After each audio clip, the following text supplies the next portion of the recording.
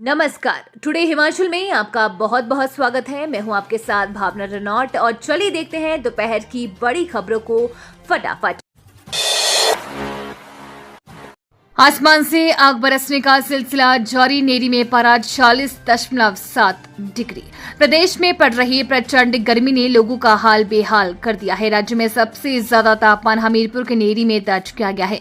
नेरी का तापमान 40.7 degree Celsius पहुंच गया है। प्रदेशवासियों को अब 18 से 21 जून तक गर्मी से राहत मिल सकती है। मौसम विभाग ने शिमला का कहना है कि प्रदेश में हल्की बारिश होने की उम्मीद जताई जा रही है। हालांकि मौसम विभाग ने 3 दिन के लिए 7 जिलों ऊना, हमीरपुर, बिलासपुर, कांगड़ा, मंडी, सोलन व सिरमौर जिले में हीट वेव का येलो अलर्ट जारी किया है। इससे तापमान में 1 से 2 डिग्री सेल्सियस तक का उछाल आ सकता है। लू की चेतावनी देखते हुए लोगों को सावधानी बरतने की सलाह दी गई है। अभी तक हमीरपुर के नेरी का तापमान 40.7 डिग्री सेल्सियस पहुंच गया है। इससे पहले इसी साल 29 मई को नेरी का सर्वाधिक तापमान 40.3 डिग्री दर्ज किया गया था। नेरी के साथ 8 शहरों का तापमान 40 डिग्री सेल्सियस पर चल रहा है। शिमला में 10 साल बाद तापमान 31 डिग्री पहुंचा है। साल 2014 में अधिकतम 31.4 डिग्री पारा था। शनिवार को शिमला का तापमान 30.1 डिग्री सेल्सियस था। मौसम विभाग की माने तो 18 जून को पश्चिमी विक्षोभ सक्रिय हो रहा है।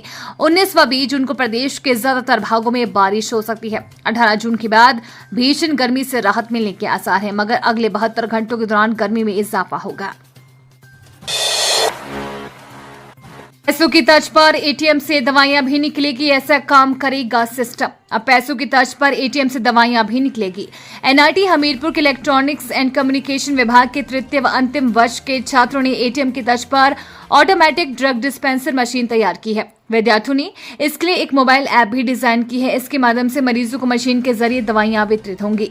इस ऐप पर डॉक्टर और मरीज दोनों को लॉग इन करना होगा। ऐप के जरिए मरीज को टेस्ट से लेकर दवाइयां सब ऑनलाइन मिलेंगी। एनआईटी हमीरपुर के विद्यार्थियों ने इस सिस्टम को ऑटोमेटिक ड्रग डिस्पेंसर नाम दिया है। इस ऐप पर लॉगिन करने से मरीज की बीमारियों का ऑनलाइन डाटा भी एक जगह होगा। बीमारी और इलाज की पूरी जानकारी ऐप पर होगी। विद्यार्थियों ने इस सिस्टम को महज 10,000 की लागत में तैयार किया है। हालांकि अभी इस सिस्टम में डिजाइन ऐप को नाम दिया जाना बाकी है। अस्पताल में बड़े स्तर पर इस सिस्टम को लागू करने में अधिक लागत आएगी।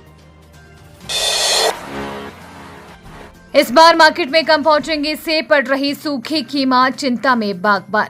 प्रदेश में सेब की फसल पर सूखे की मार पड़ रही है। ऐसे में सेब फूल आने और फूल से फल बनने की प्रक्रिया के दौरान 3.15 करोड़ सेब पेटी के उत्पादन का अनुमान था। अप्रैल और मई में सूखी और सामान्य से कम वर्षा के कारण उत्पादन प्रभावित हुआ है। अब सेब उत्पादन 2.40 करोड़ पेटी से कम होने का अनुमान है। बता दें कि एक पेटी में 20 किलोग्राम सेब होता है। मौसम की बेरुखी से लगातार दूसरे वर्ष उत्पादन प्रभावित हुआ है।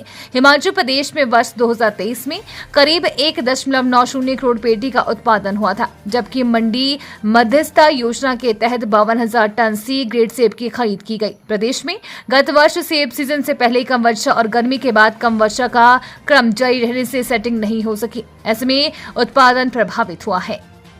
इस बार हिमपात भी कम हुआ, लेकिन अब लगातार सूखा सेब की फसल को नुकसान पहुंचा रहा है। सूखे से अब बहुत अधिक ड्रॉपिंग है। प्रदेश में लगातार सेब के उत्पादन में गिरावट आ रही है। कम वर्षा की फरवरी में भरपाई, अप्रैल व मई में फिर सूखा। जनवरी में सामान्य से 86% कम वर्षा हुई है। इसको सेब के चिलिंग आवर्स पर असर हुआ है। शिमला में दरिंदगी, नाबालिग लड़की से दुष्कर्म आरोपियों पर पॉक्सो एक्ट के तहत किया मामला दर्ज। राजधानी शिमला के ढली थाना के तहत नाबालिग लड़की से दुष्कर्म का मामला सामने आया है। इस मामले में पॉक्सो एक्ट के तहत मामला दर्ज कर लिया गया है। ढली थाना में पॉक्सो एक्ट के तहत एक अज्ञात व्यक्ति ने मामला दर्ज करवाया है। पुलिस को दी शिकायत में व्यक्ति ने उसकी 15 साल की लड़की के साथ दुष्कर्म का मामला दर्ज किया गया है। शिकायतकर्ता ने बताया कि थाना ढली में मुकदमा उसकी बेटी ABC जमा 1 कक्षा में पढ़ती है और वो 15 साल की है। 23 मई को उसकी बेटी के पेट में दर्द हो रहा था। इसके कारण वो अपनी बेटी को लेकर मशोबरा अस्पताल गया, जहां जांच के बाद डॉक्टर ने अल्ट्रासाउंड कराने को कहा। उसने अपनी बेटी का अल्ट्रासाउंड एक निजी अस्पताल में कराया।